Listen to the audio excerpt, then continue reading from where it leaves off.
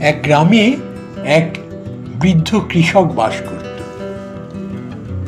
তার একটি তেজি ঘোড়া ছিল। কৃষিকাজে, ভারী জিনিস বহনে ও নিত্যদিনের চলাফেরায় সে ঘোড়াটিকে ব্যবহার করত। একদিন হঠাৎ করেই ঘোড়াটি হারিয়ে গেল। অনেক খুঁজেও তাকে আর কোথাও পাওয়া গেল না।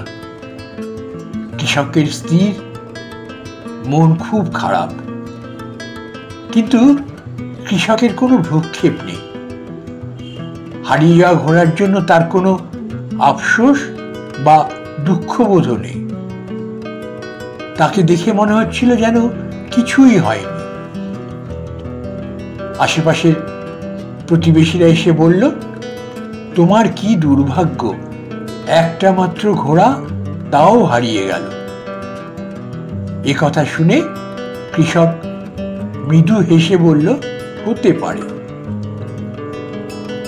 তার কিছুদিন পর ঘোড়াটি আবার কৃষকের বাড়ি ফিরে আসলো এবং তার সাথে আরো 3টি বন্য ঘোড়া। কৃষকের বাড়িতে যেন সেদিন আনন্দের বাণ ডেকেছে। শুধু হারানো ঘোড়াটি ফিরে আসেনি, তার সাথে আরো 3টি। প্রতিবেশীরা আবার দেখতে আসলো। সবাই বৃদ্ধকে বলতে থাকলো, তোমার কি সৌভাগ্য, হারানো ঘোড়া ফিরে পেয়েছ, সেই সাথে আবার 3টে বাড়তি ঘোড়া। কৃষক আগের মতোই হাসি মুখে বলল, হতে পারে। দুদিন পর কৃষকের একমাত্র ছেলে বন্য ঘোড়াগুলোর একটাতে চড়তে গিয়ে ছিটকে পড়ে গেল। দুর্ঘটনায় তার পা গেল ভেঙে। এই খবর শুনে প্রতিবেশীরা এসে খুব আফসোস করল। দুঃখ করে কৃষককে বলল, এমন করে ছেলের পা ভেঙে গেল, সত্যি বড় দুর্ভাগ্য। কথা শুনে কৃষক লোকটি মুচকি হেসে বলল, হতে পারে। নমস্কার, আমি কমল বাদল। গল্পের ফাঁকে একটা ছোট্ট আবেদন করি আপনাদের কাছে।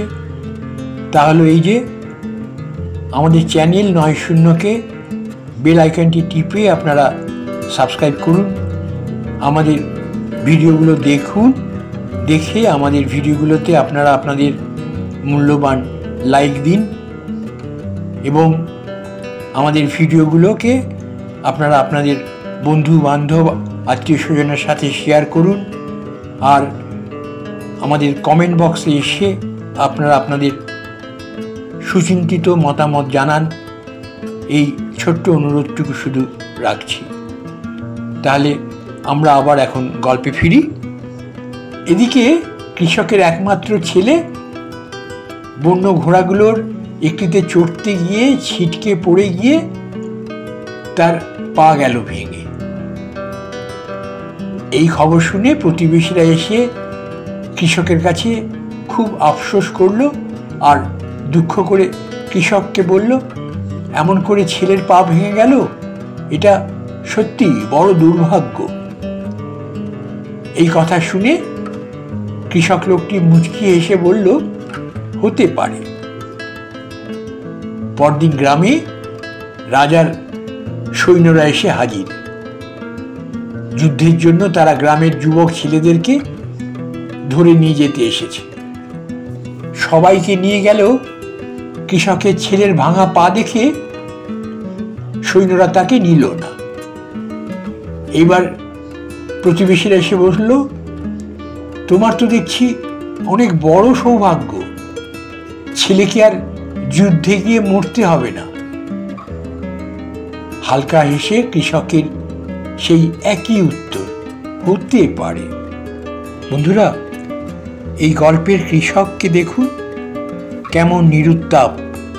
কোনো ঘটনাতেই তিনি উদ্বেলিত হন না, কোনো ঘটনাই যেন তাকে বিচলিত করতে পারে না। তাই জীবনের ভালো বা খারাপ ঘটনাগুলো সাময়িক এবং পরিবর্তনশীল। এখন যা দুর্ভাগ্য মনে হয়, পরবর্তীতে তা সৌভাগ্যে পরিণত হতে পারে, এবং এর বিপরীতটাও সত্যি। জ্ঞানীর ধর্ম হচ্ছে কষ্টের দিনে ভেঙে না পড়া এবং আনন্দের মুহূর্তে উদ্বেলিত না হওয়া। যেমন এই গল্পের বৃদ্ধ কৃষক। বন্ধুরা, যে কোনো পরিস্থিতিতে শান্ত ও নির্মোহ থাকার গুরুত্ব অপরিসীম। সব কিছুই আপেক্ষিক এবং আমাদের বর্তমান দৃষ্টিভঙ্গি হয়তোবা ভবিষ্যতের প্রকৃত চিত্র প্রকাশ করে না। তাই জীবনের অপ্রত্যাশিত ফলাফলগুলি আমাদের চমকে দেয়। বন্ধুরা, এক জীবনে আমাদের ভালো মন্দ সব কিছুই মেনে নিতে হয়। জীবনের সকল পরিবর্তনকে সহজভাবে নেওয়া আমাদের মানসিক শান্তি ও স্থিতিশীলতা এনে দেয়।